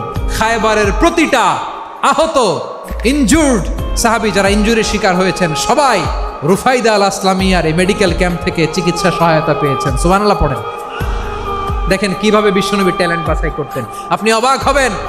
বাহরাইনের মেডিকেল ইউনিভার্সিটিতে রুফাইদা আল আসলামিয়া মেডিকেল প্রাইজ অ্যাওয়ার্ড প্রতি বছর দেওয়া হয়। যদি 8 দিনের এই মেডিকেল আমার বোনেরা যদি জেনে থাকো জানো, না হলে নতুন করে জানো, সার্চ দিও রুফাইদা আল আসলামিয়া মেডিকেল অ্যাওয়ার্ড বাহরাইনের ইউনিভার্সিটিতে দেওয়া হয়। প্রিয় ভাইয়েরা, তাহলে আলোচনার সামারি আমরা করি। বিশ্বনবী যার যেখানে ট্যালেন্ট তাকে ওইখানে কাজে লাগাতেন। আওয়াজ করে বলেন ঠিক কিনা? এবার একটা ইন্টারভিউ হবে, আওয়াজ করে বলেন আবু মাহজুরাকে বিশ্বনবী কি বানাইছেন? হ্যাঁ ভুলে গেছেন? সামনের চুলে হাত দিয়ে বিশ্বনবী কি সুন্দর গলায় আজান শিখালেন। মুয়াজ্জিন। জায়েদ বিন সাবিতকে একাডেমিক প্রজেক্টের দায়িত্ব দিয়েছেন। তিনি ছিলেন বিশ্বনবীর দোভাষী ব্যক্তিগত সচিব। মুসআব ইবনে উমাইর, the first ambassador of Islam. আব্দুল্লাহ ইবনে আব্বাস, উম্মার বড় শিক্ষাবিদ, মুফাসসির। আব্দুল্লাহ ইবনে মাসউদ, আব্দুল্লাহ ইবনে মাসউদ ছিলেন জুরিস্ট। কি ছিলেন? জুরিস্ট ছিলেন, এই উম্মার সবচেয়ে বড় জুরিস্ট। খালিদ বিন ওয়ালিদ, সেনাপ্রধান। হাসান বিন সাবিত, হাসান বিন সাবিত ছিলেন বিশ্বনবীর সভাকবি। কি ছিলেন? বিশ্বনবীর সভাকবি ছিলেন। এরপরে হুযায়ফা ইবনুল ইয়ামান কি ছিলেন? গোয়েন্দা বিভাগের প্রধান। মুআয ইবনে জাবাল কি ছিলেন? সিনিয়র আমলা, ইয়ামানের গভর্নর। আবু হুরায়রা রাদিয়াল্লাহু তাআলা আনহু হাদিস প্রিজার্ভেশনের কাজ করেছেন। আর আমাদের রুফাইদা আল আসলামিয়া রাদিয়াল্লাহু তাআলা আনহা কি ছিলেন?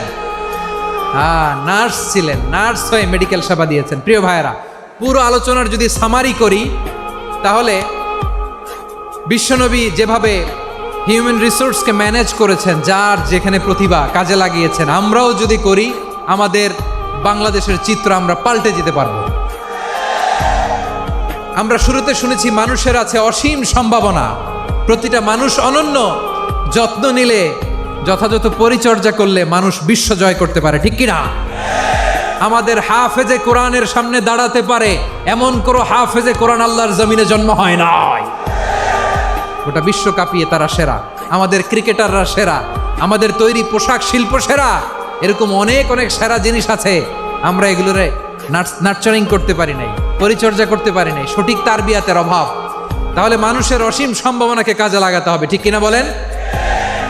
ইউনুস গভর্নমেন্টকে আমি বলবো, অল্প সময়ের জন্য আপনারা এসেছেন, সংস্কারও করতে হবে, আবার নির্বাচনও করতে হবে। সব সংস্কার হয়তো করতে পারবেন না, যতটুকু পারবেন এর মধ্যে আমাদের যে হিউজ ম্যান পাওয়ার, আমাদের যে মানব সম্পদ, হিউম্যান রিসোর্স, এটাকে ডেভেলপ করে আপনাদের যেতে হবে। যেটা পারবেন না সেটাকে পরবর্তী নির্বাচিত গভর্নমেন্টের কাছে রেখে যেতে হবে, যে তারা যেন করে, তাদের কাছে আপনারা এটা রেখে যাবেন। তাহলে মানুষ চাইলে বিশ্ব জয় করতে পারে। আর মানুষকে হারাতে পারে কেউ? জোরে বলো যশোর, মানুষকে হারাতে পারে কেউ?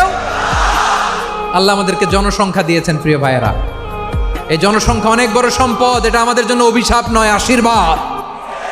আমাদের জনসংখ্যাকে যদি আমরা জনশক্তিতে রূপান্তর করতে পারি, আজকে বাংলাদেশ যে অবস্থানে দাঁড়িয়ে আছে, বাংলাদেশ তার 20 গুণ উন্নতির শিখরে চলে যাবে। চিল্লায় বলো ঠিক কিনা? আমাদের শ্রমিক ভাইয়েরা বাইরে কাজ করে, আমাদের শ্রমজীবী ভাইয়েরা, প্রবাসীরা, তাদের ব্যাপারে গুরুত্ব দিতে হবে। আমাদের শ্রমের দাম সবচেয়ে কম, সবচেয়ে কম। তারা এম্বাসিতে গুরুত্ব পায় না, এয়ারপোর্টে গুরুত্ব পায় না। এই সরকার অবশ্য তাদেরকে অনেক গুরুত্ব দিচ্ছে। আমাদের অদক্ষ শ্রমিককে যখন আমরা দুবাই পাঠাই, অল্প বেতন পায়, কিন্তু ইন্ডিয়ানরা দক্ষ শ্রমিক পাঠাইলে তার 3 গুণ বেতন পায়। আমরা আমাদের শ্রমিকদেরকে অদক্ষভাবে আর পাঠাতে চাই না, দক্ষ শ্রমিক পাঠিয়ে আমরা রেমিটেন্সের বন্যা বইয়ে দেব। আমাদের শ্রমিকদের পাঠানো রেমিটেন্সের টাকায় সচল থাকে আমার দেশের অর্থনীতির চাকা। তাদেরকে সবচেয়ে গুরুত্ব দিতে হবে। আমরা পেয়েছি ফ্রিডম ফাইটার, মুক্তিযোদ্ধা, আর আমার প্রবাসী ভাইরা হচ্ছে রেমিটেন্স ফাইটার। জোরে বলো ঠিক কিনা? তাহলে আমাদের এই জনশক্তিকে জনসম্পদে ট্রান্সফর্ম করতে হবে, ঠিক কিনা বলেন?